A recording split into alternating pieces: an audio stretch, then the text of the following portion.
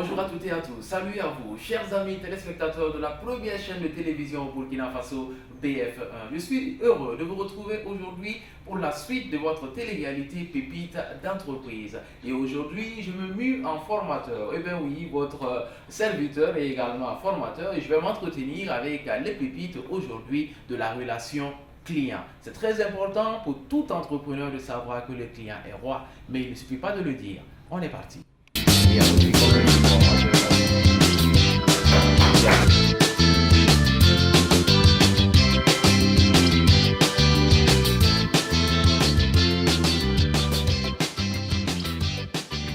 alors, au Burkina, comme je le disais tantôt, nous avons généralement trois types de vendeurs. Il y a le vendeur autoritaire. Lui, il donne des ordres à ses clients. Il y en a plein. D'accord? Prends ça, dépose, rentre, vas-y. D'accord? Il y a le vendeur amical. Il veut toujours être pote, il veut être ami avec le client. Et il y a le vendeur silencieux, il ne parle pas. Le client veut lui parler, puis il est muet comme une carte. Donc, en résumé, ce sont les trois types de vendeurs. C'est un peu plus complexe que cela. Mais quand on prend le vendeur autoritaire, ce n'est pas un vendeur qui est très avenant. Alors, le vendeur amical, lui, il est toujours souriant, il est toujours joyeux, il est toujours avenant. Il est beaucoup plus avenant avec le client. Il a des réponses précises et à chaque fois que le client lui pose des questions, même si le client répète la même question plusieurs fois, eh bien, il va toujours répondre avec la même courtoisie. D'accord? Et il y a le vendeur silencieux qui ne parle pas. Quelqu'un peut venir entrer dans sa boutique, tourner, sortir, sans qu'il ne lui dise un seul mot. Lui, il est silencieux. D'accord? Peut-être quelqu'un qui a eu des disputes à la maison avant de sortir. Donc, il a décidé de ruminer sa colère plutôt que de parler avec ses clients. Quand on lui pose une question, il a des réponses très courtes, sans donner d'explication. Donc, il faut encore lui poser une question pour avoir la suite de la réponse.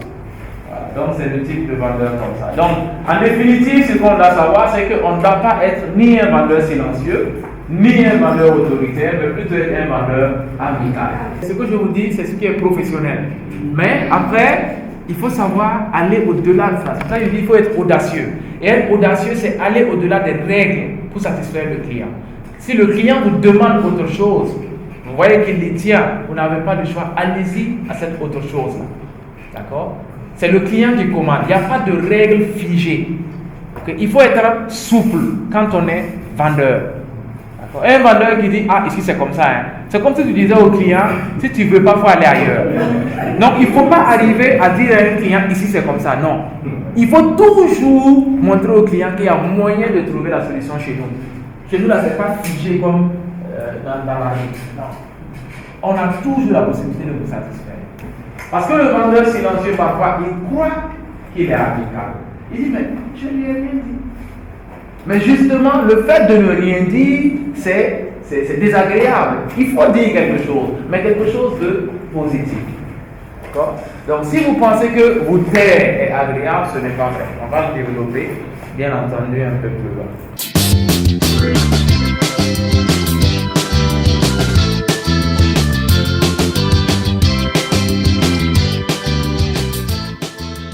Les vendeurs efficaces. Alors, un vendeur, offre, c'est égal à un vendeur inefficace. Parce qu'il ne suffit pas d'être un vendeur. Alors, vous avez chacun une activité particulière.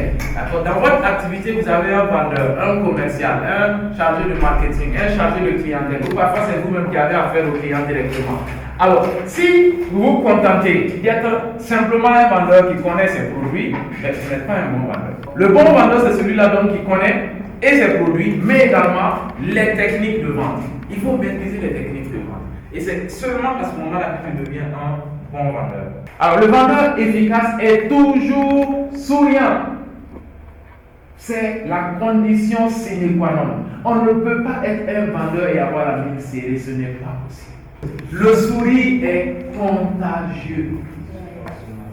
Le sourire est contagieux. Si vous sortez dans la rue, croisez n'importe qui, regardez la personne sourire, vous verrez que la personne va vous sourire en retour. Parce que le sourire est contagieux. Le sourire est agréable. Le sourire, c'est de l'optimisme. Le sourire, c'est de la sympathie. On ne peut pas être un vendeur sans sourire. Peu importe ce que le client fait, peu importe sa façon d'agir, peu importe son ton, vous devez vous rester toujours souriant, agréable, positif, enthousiaste. C'est seulement là que vous êtes un bon vendeur. Si vous vous croisez dehors là, s'il te parle comme il te parle là, si tu veux répondre comme tu veux. D'accord? Mais dans le cadre du travail, c'est le client qui vient voir l'agent commercial, l'agent marketing. Peu importe sa façon de parler, toi tu dois être professionnel. Tu as le choix. Ou tu es professionnel ou tu n'es pas professionnel. Tu dois être professionnel, tu es à mettre à la porte. Que ton entreprise a pas que ton entreprise va fermer. C'est aussi simple que ça.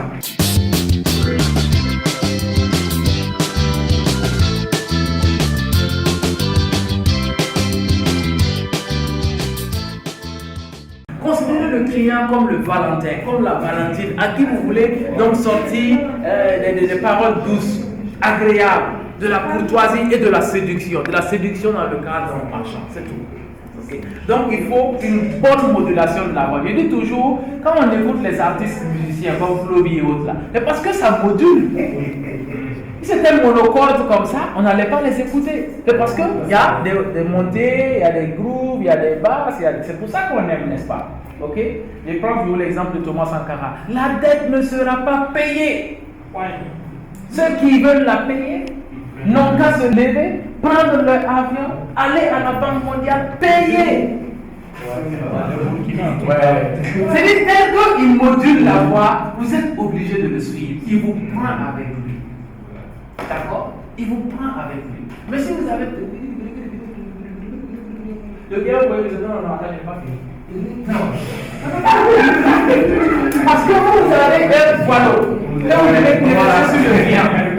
Parce que, bon, vous savez, vous avez écrit votre produit là, c'est quoi? Vous avez écrit l'explication, la description de votre produit, vous avez appris ça par cœur. Donc, dès que le client peut se commencer à décider. Notre entreprise existe depuis 1945. Nous avons été créés avec machin. Nous avons commencé par ce sujet-là. Maintenant, nous faisons ça. Et quand j'ai une question, attendez, je vais terminer. Parlez, moduler. Monter, descendre, couler. Voilà. Oui. Monsieur, vous avez présenté d'abord la photo de Martin Luther King. Oui. Voilà, en mettant cela. I have a dream. Voilà, I have a dream. Si j'avais un compliment. Voilà, j'ai fait un rêve. Oui. Alors, où les garçons de Californie allaient épouser les filles du Mississippi. C'est ça. Là, on entre dans le sujet dont ils maîtrisent. J'ai fait un rêve où le fils de l'esclave et celui du maître vont manger à la même table. C'est ça. Obama qui deviendra président. Exactement. Donc, le peuple qui l'écoutait, il maîtrisait son sujet. Il savait que chacun d'entre eux avait différents problèmes qu'il a pu formuler en un rêve et qu'il a touché, bien sûr, avec sa voix, la modulation de sa voix. Voilà. Et ça a vraiment permis de stigmatiser le temps et les gens et puis les événements qui ont suivi. Exactement.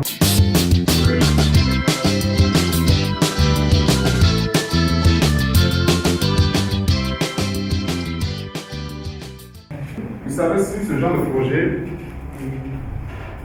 on ne le confie pas à n'importe qui. Voilà. Il y a des personnes, ce que vous voyez d'elles, ce sont les 20% de l'iceberg. Les 80% sont enfuis. C'est au fil du temps que vous découvrez ce qui est enfui. Voilà, tout en sachant que c'est une richesse qui pourrait apporter énormément de choses.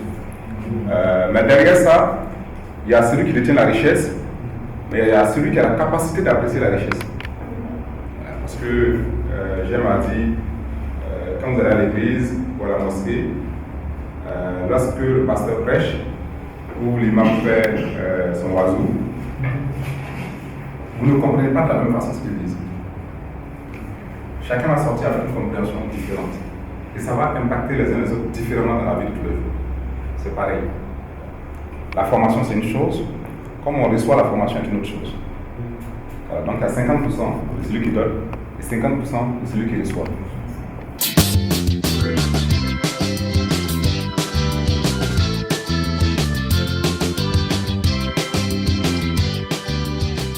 Aujourd'hui, nous avons eu une formation sur le segment client.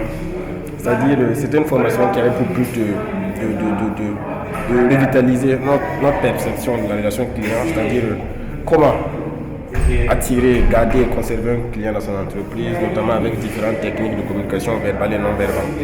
Bon, personnellement, j'ai trouvé la formation très bien, excellente. Il y avait pas mal de b.a.-ba qu'on avait chacun en tant que promoteur qu'on va devoir lui ajuster ou bien le cadrer en fonction du projet actuel. Mais je trouve que c'est une formation qui est très bénéfique. Je m'estime vraiment chanceux d'avoir eu la chance de pouvoir la faire aujourd'hui et je suis sûr qu'elle va me servir dans mon entreprise.